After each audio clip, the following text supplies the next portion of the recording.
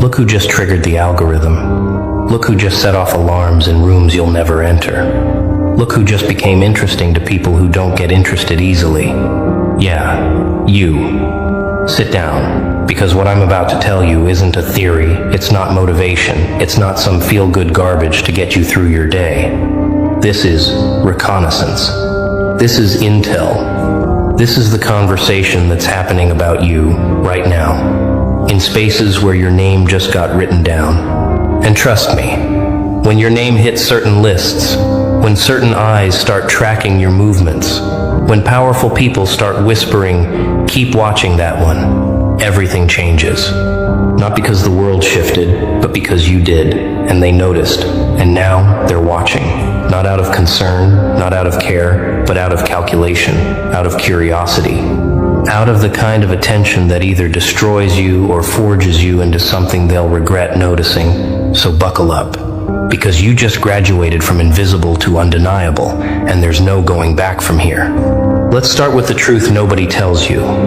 The moment you become genuinely dangerous, someone writes your name down. Not dangerous like violent, not dangerous like reckless, but dangerous like unpredictable. Dangerous like, we can't control this one. Dangerous like, they're building something we didn't authorize, and it's working. That's when the shift happens. That's when you stop being background noise and become a frequency they can't ignore. And here's what most people don't understand. Being on that list, it's not the beginning of your downfall. It's the confirmation of your arrival. Because mediocre people don't get monitored. Forgettable people don't get discussed. People who play small, who stay quiet, who color inside the lines, they're not worth the resources, the time, the energy it takes to keep tabs on someone. But you've done something, said something, built something, moved in a way that made someone powerful pause and say, "Hold on, who is that?" And now, congratulations, you're marked. They're watching your patterns now, your routines, your associations, the people you talk to, the places you go, the ideas you share, the projects you're building, the silences you keep. They're analyzing your social media with the kind of detail you didn't even know was possible. Tracking not just what you post, but when you post it, who engages, who doesn't, what patterns emerge, what contradictions exist, what vulnerabilities show. They're building a profile, a psychological map, a predictive model of who you are and what you're capable of. And they're doing this not because they hate you, but because they need to understand you. Because people in power, real power, they survive by controlling variables. And you, my friend, just became a variable they can't solve. That's not a threat to you. That's a compliment they'll never give you directly. That's the silent acknowledgement that you matter now, whether they like it or not. Here's what happens when you get marked. First, confusion. You'll notice weird things. Opportunities that feel too convenient. Obstacles that seem too targeted. People who suddenly want to be close to you. People who suddenly want to distance themselves. All without explanation. Conversations that feel like auditions. Questions that sound casual but land like interrogations. You'll feel it before you see it. That shift in the air. That strange new gravity around your life. And most people, when they feel this, they panic. They think they did something wrong. They think they're in danger. They start second-guessing, self-sabotaging, retreating, trying to become invisible again because being seen feels too heavy, too risky, too exposed. But that's the test. That's the filter. That's how they separate the ones who were just lucky from the ones who are built different. Because the ones who shrink when they're marked, they prove the watchers right. They prove they were never really a threat, just a false alarm. But the ones who stand taller, the ones who lean into the attention, the ones who say, "Oh, you're watching? Let me give you a show," those are the ones who change the game. And let's be brutally clear about why you got marked. It wasn't random. It wasn't luck. It wasn't because you're loud or flashy or desperate for attention. It was because you moved differently, you thought differently, you built differently. Somewhere in your journey, you stopped asking for permission and started creating outcomes. You stopped waiting for validation and started generating results. You stopped playing by rules that were designed to keep you small, and you started writing your own. And that's what gets you noticed by people who matter. Because the system, the structures, the hierarchies, they're all designed around predictability. They need people to behave in expected ways so they can manage, control, profit. But when someone starts operating outside those patterns, when someone starts winning without following the script, when someone starts building influence without the approved channels, that's when the alerts go off. That's when someone leans over in a boardroom, a back room, a private conversation, and says, "We need to keep an eye on that one." And your name? It just entered a database you'll never see. Now let me explain how this works, because understanding the mechanism is half the power. When you get marked, you're not dealing with one entity, one organization, one person. You're dealing with a network, a web of interests that overlap, compete, and sometimes align. Could be corporate, could be social, could be political, could be cultural, could be all of the above. The point is, when you become interesting to one node in that network, the information spreads. Not publicly, not obviously, but through channels that move faster than you realize. Your name gets mentioned in a meeting, your work gets analyzed in a report, your trajectory gets modeled in a strategy session. And suddenly, multiple entities are tracking you simultaneously, each for their own reasons, each with their own agenda. Some want to recruit you, some want to neutralize you, some want to copy you, some want to compete with you, some just want to understand you so they can predict you. And you, sitting in your room, living your life, building your thing, you have no idea this entire invisible architecture has assembled around your existence. That's the game. That's the reality. That's the level you just unlocked. And here's where it gets interesting. Truly interesting. Because once you're marked, every move you make gets weighted differently. A casual post becomes a statement. A collaboration becomes an alliance. A silence becomes a strategy. They're not just watching what you do, they're interpreting what it means. They're building narratives around your behavior, trying to figure out your endgame, your motivation, your weakness, your breaking point. They want to know what drives you, what you're afraid of, what you're protecting, what you're chasing, because once they know that, they know how to move around you, how to use you, how to stop you, how to profit from you. And most people, when they realize this level of scrutiny exists, they freeze, they become paranoid, they start performing instead of building. They start managing perception instead of creating value. They become so obsessed with how they're being seen that they forget why they became visible in the first place, and that's the trap. That's the cage they want you to build for yourself. Because a person obsessed with being watched is a person who stops being dangerous. They become predictable again, controllable again, manageable again. But you're not going to fall for that, are you? Because here's the secret they don't want you to know. Being marked is only a curse if you treat it like one. If you understand what's happening, if you accept the new reality without fear, if you use the attention as fuel instead of burden, you become exponentially more powerful. Because now you're not just building in obscurity hoping someone notices. You're building with the full knowledge that someone is watching, someone is paying attention, someone is taking you seriously. And that changes everything. That sharpens your focus. That raises your standards. That forces you to move with intention, precision, excellence, because you know now you can't afford mediocrity. You can't afford sloppiness. You can't afford half efforts, because if you're going to be watched, you might as well be worth watching. If you're going to be studied, you might as well teach a masterclass. If you're going to be marked, you might as well earn it. And that mentality, that shift from fear to fuel, that's what separates the ones who break under observation from the ones who become legendary because of it. Think about every great disruptor in history, every revolutionary, every innovator who changed their field, their industry, their world. The moment they became genuinely dangerous to the status quo, they got marked.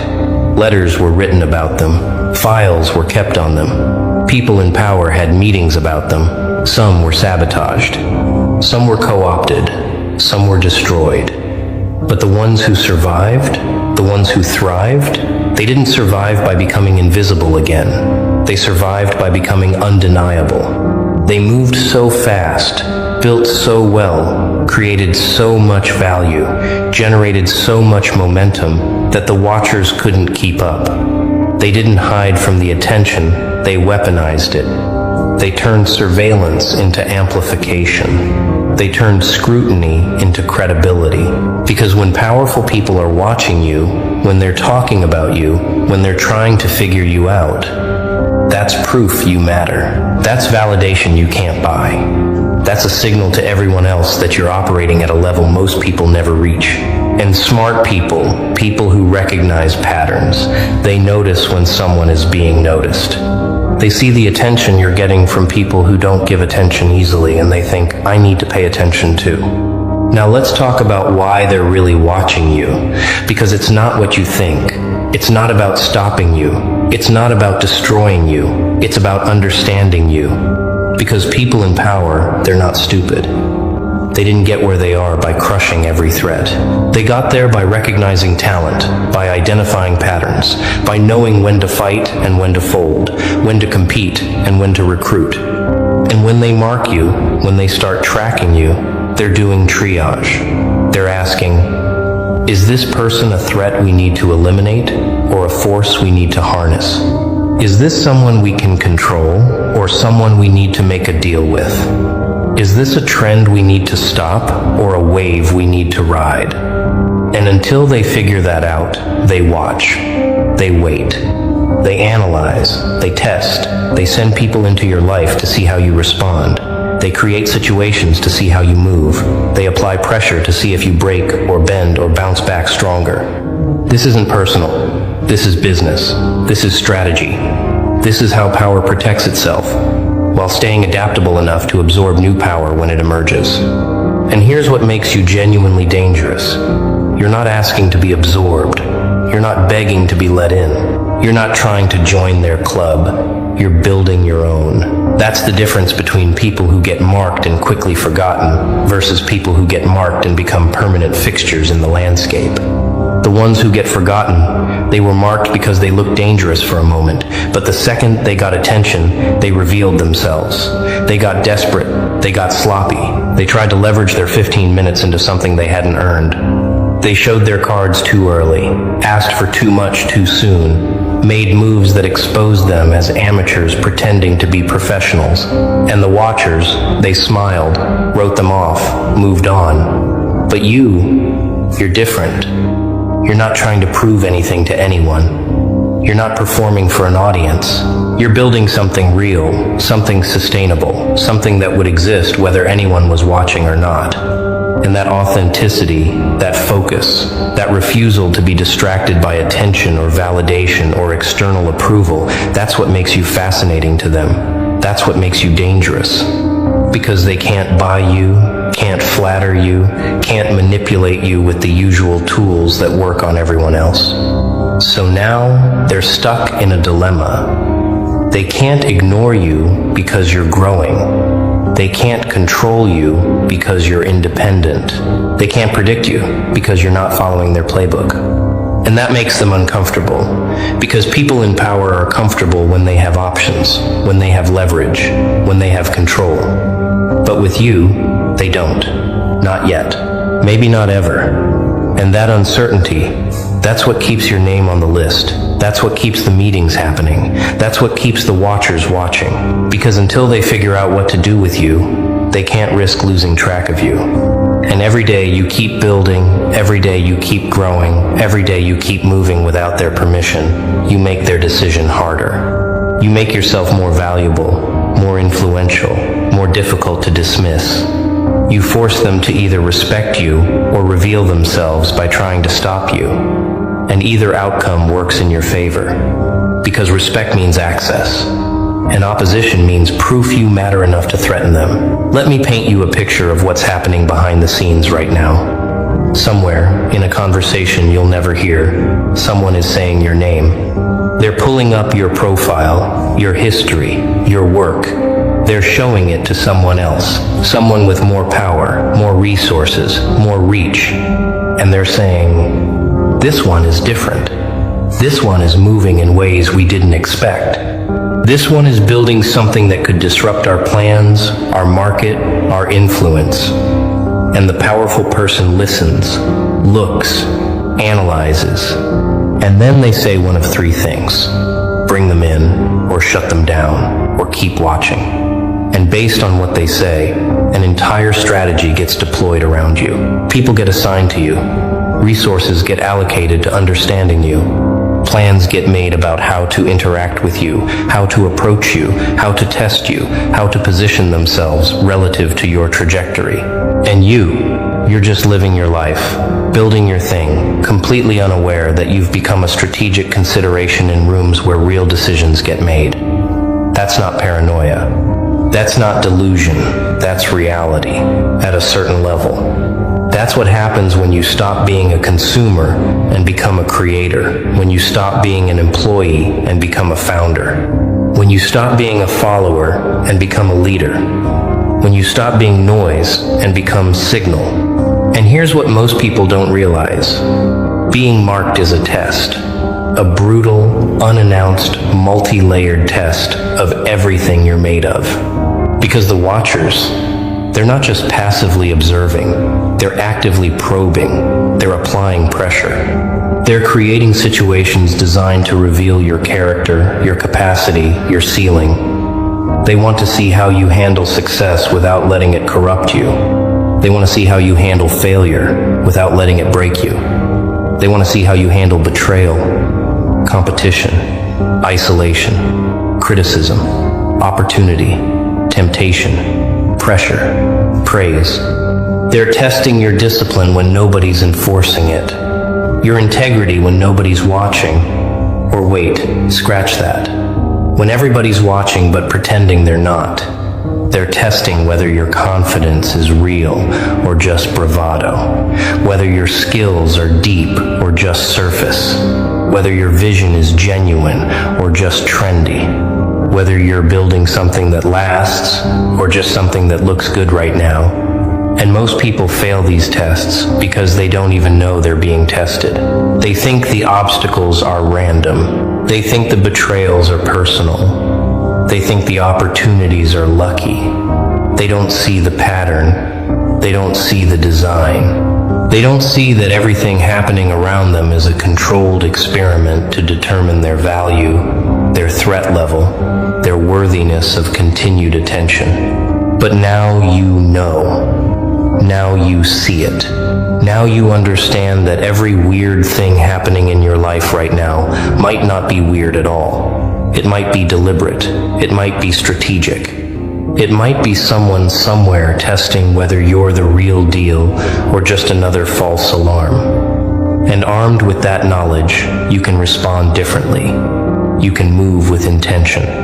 You can treat every challenge as an audition. Every obstacle as an opportunity to prove you're not just lucky, you're skilled. Not just confident, you're competent. Not just loud, you're legitimate. Because here's the thing about tests. When you know you're being tested, you can study for them. You can prepare. You can choose how you show up. And when you pass tests that were designed to fail you, when you succeed in situations that were engineered to expose your weaknesses, when you turn every trap into a trampoline, that's when you stop being marked as a question and start being marked as an answer. That's when they stop asking, who is this person? And start asking, how do we work with this person? And let me be clear about something. Not everyone who gets marked makes it to the other side. Most don't. Most crack under the pressure.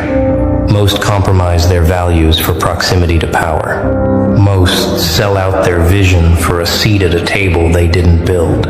Most get so seduced by the attention that they forget why they were worth attending to in the first place. They become puppets performing for an audience instead of architects building empires. They trade authenticity for approval, innovation for acceptance, revolution for recognition. And the watchers, they love when this happens, because it confirms their worldview. It proves that most people are controllable, predictable, manageable. It reinforces their belief that real threats are rare, that most disruption is temporary, that the system is resilient enough to absorb or expel anything that challenges it. So when you break, when you fold, when you sell your soul for access, you're not just failing yourself, you're validating their assumptions about everyone like you. You're making it easier for them to dismiss the next person